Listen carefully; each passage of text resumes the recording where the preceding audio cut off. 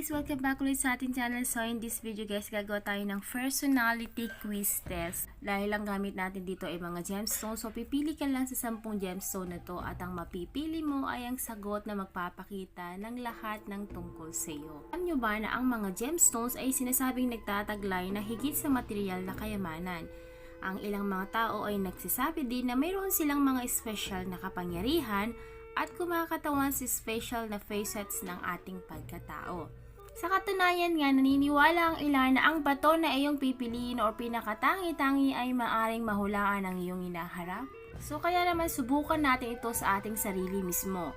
Humanap tayo ng nakaka-relax na lugar sa inyong bahay, pagkatapos ay huminga ng ilang malalalim na paghinga. At kapag handa ka na, suriin at tignan mo ang mga gems na ipinapakita sa videong ito at piliin mo ang iyong batong hiyas. Aling mga bato ang pinakamasilihimong itinatangi-tangi? Ang sagot mo ay isisiwalat ang lahat ng tungkol sa iyo.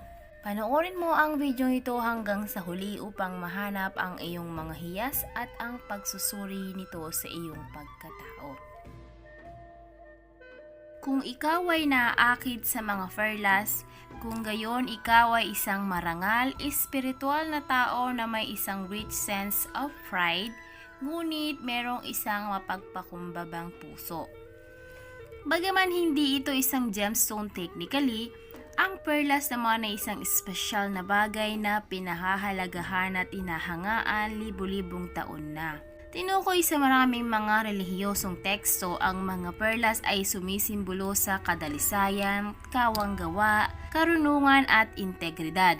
Nangangahulugan ito na ikaw ay kalmado at mabait at lagi mo munang iniisip bago ka magsalita.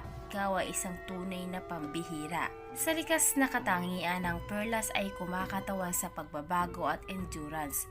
Matapos ang maraming pressure at oras, anong ang dating isang butil ng buhangin ay naging isang nagliliwanag na bola ng kagandahan.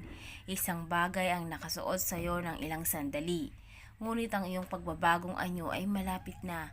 Have patience, it's going to pay off beautiful. Ruby. Naakit ka ba sa ruby? Kung ganoon, ikaw ay passionate, intense at bursting with life. Gumagawa ka ng mga alon saan ka man pumunta. At sobra mong naiimpluwensyahan ang mga nakapaligid sa iyo. Sa buong kasaysayan, ang mga ruby ay binigyan tangalang mga korona ng mga hari at ang mga espada ng mga mandirigma. Sinasabi ng mga sinaunang alamat na ang isang ruby na itinapon sa tubig ay magiging sanhi ng pagkulo nito. And if pressed sa isang kandila, ang isang ruby maaring matunaw ang wax. Ang ruby ay nakikita bilang malakas, nagniningas at puno ng liwanag na tulad mo. Ang mga ruby ay madalas na isinusuot bilang mga tagapagbigay ng enerhiya, lakas at puwersa ng buhay. Kung nakikipaglaban ka laban sa isang bagay at sa tingin mo ay mahina ang iyong sarili, huwag mo nang sumuko.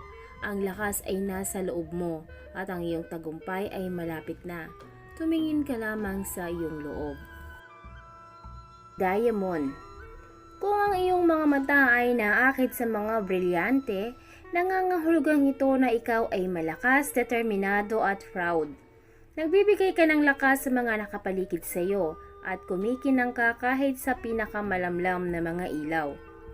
Sa sinaunang Griego, ang brilyante ay isinalin sa unbreakable at untamed bilang pinakamahirap na natural na nagaganap na sangkap sa mundo. Ang diamante ay sumisimbolo ng malaking lakas at katatagan. Given its transparent, mapanindim na kalidad, ang diamante ay kumakatawan din sa katapatan.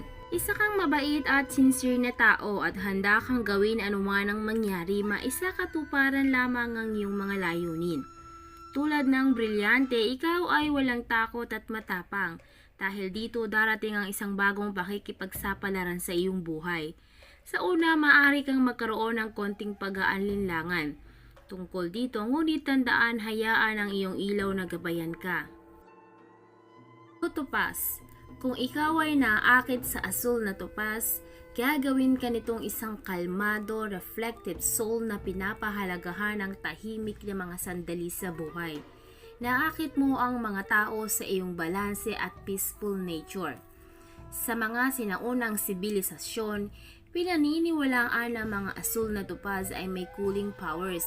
Ito ang eksaktong kabaligtaran ng ruby, dahil ang azul na topaz ay pinaniniwalaan na kayang palamigin ng tubig na kumukulo at nanggagalit na kalooban. Ginagamit din ito ng mga kultura bilang isang paraan ng komunikasyon, dahil pinaniniwalaan na makakatulong ito sa mga pinagmulan ng mga saloobin at enerhiya. Ang iyong nakakalmang enerhiya at malakas na kasanayan sa komunikasyon ay mahalaga at kakailanganin ito sa lalong madaling panahon. Gamitin ang mga ito at bibigyan ka ng gantimpalang tulad ng mga nasa paligid mo. Peridot. Dahil ikaw ay naaakit sa Peridot, ikaw ay vibrant, energetic at likas na mausisa. Ang iyong ningning at kagalakan ay isang gabay na ilaw sa mga pinakamalapit sa iyo. Ang mga Peridot ay natatakpan ng mahusay na misteryo. Walang nakakaalam sigurado kung saan nagmula ang salitang Peridot at ang mga bato mismo ay bihira. Ang karamihan ay natatagpuan lamang sa mga meteorite at sa mga kakaibang minahan. Dahil sa kanilang pagiging natatangi, ang mga Peridot ay lubos na pinahahalagahan. Sa loob ng maraming siglo, ang mga hari at mga reyna ay nagsusuot ng mga Peridot para sa kanilang pinaghihinalaang paglilinis at mga katangian ng pagpapagaling. Huwag kang magulat kapag ang isang kapanapanabik na bagong pagkakataon ay darating sa iyong buhay. Ang iyong kumikinang na enerhiya ay iginuhit para sa iyo, kaya go for it. Aquamarine. Kung naaakit ka sa Aquamarine, dapat kang maging isang spirited at adventurous soul. Ikaw ay kabataan, matapang at kumikinang with passion. Ang salitang Aquamarine ay sinalin sa tubig ng dagat. Ang mga sinaunang kultura ay naniniwala na ang hiyas na ito ay pinasiyahan ng buwan, at ang mga mandaragat ay madalas na nagsusuot bilang isang form ng protection. Sa mga alamat, ang Aquamarine ay isang paboritong kayamanan ng mermaids dahil kahawig ito ng manigas na tubig. Dahil sa kadiliman ng kulay at mapanindim na kalikasan, madalas itong ginagamit ng mga shamans upang makipag-usap sa kabilang panig. Kung nakaramdam ka ng pagkabagot kani-kanina lamang, huwag mag-alala. Ang iyong enerhiya ay mga akit ng isang bagay na hindi ka panipaniwala sa iyong buhay.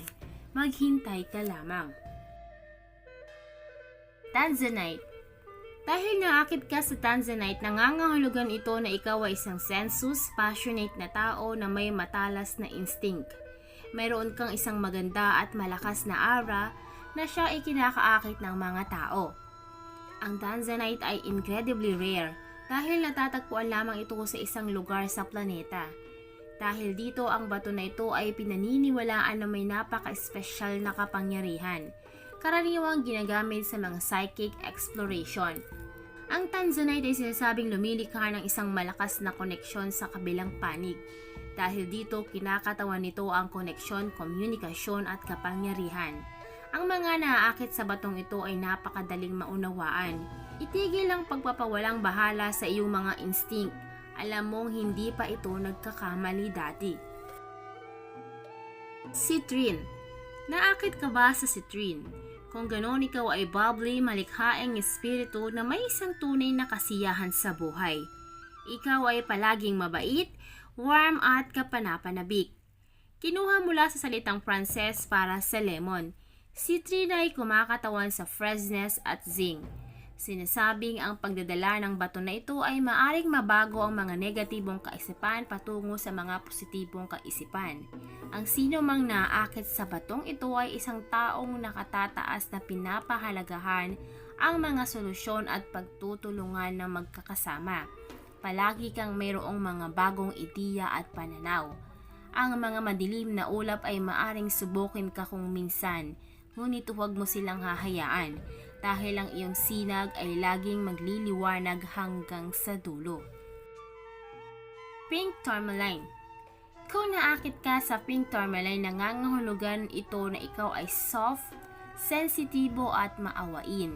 Ikaw ay sweet at sincere at nakakaginhawa ka sa mga nasa paligid mo.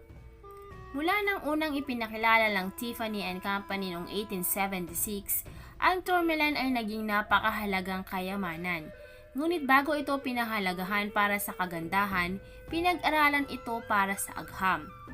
Napansin ng mga mananaliksik na sa pamamagitan ng pag-init o pagkaskas ng bato, ang mamahaling gems na ito ay magiging electrically charged. Ang pagkaakit sa batong ito ay nangangahulugang nararamdaman mo ang mga bagay na napakalakas at hindi mo maiwasang mag-react kapag nahawakan. Kung naghihintay ka ng isang push o isang senyales, huwag nang tumingin sa malayo. Panahon na upang gumawa ng paggalaw. Ari ngang sweet ka, ngunit ikaw ay matigas din. Kaya go na para dito. At ang panghuli ang gems number 10, amethyst. Akit ka sa amethyst. Iyan ang gumawa sa iyo ng matalinong kaluluwa na puno ng tahimik na passion. Naglalabas ka ng lakas at karangalan at walang nakakakuha sa iyong paraan.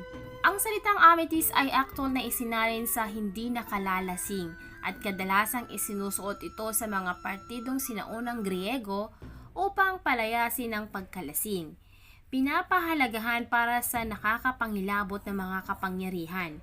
Ang amethyst ay matagal nang itinuturing na mapagkukunan ng balanse, karunungan at kalinisan. Tulad ng amethyst, Eurygid, calm, control at kahinahunan. Ikaw ay isang imahe ng ina sa mga nakapaligid sa iyo, ngunit pagkakataon mo na to let loose at magsaya. Give in at hayaan ang iyong buhok na bumagsak. At yan ang ilan sa ating mga panaginip tungkol sa pera, mga kahulugan at interpretasyon. Pero paalala lamang po, ito ay mga gabay lamang. Walang sino man sa atin ang makakapagsabi ng mga tunay na mangyayari or magaganap sa atin.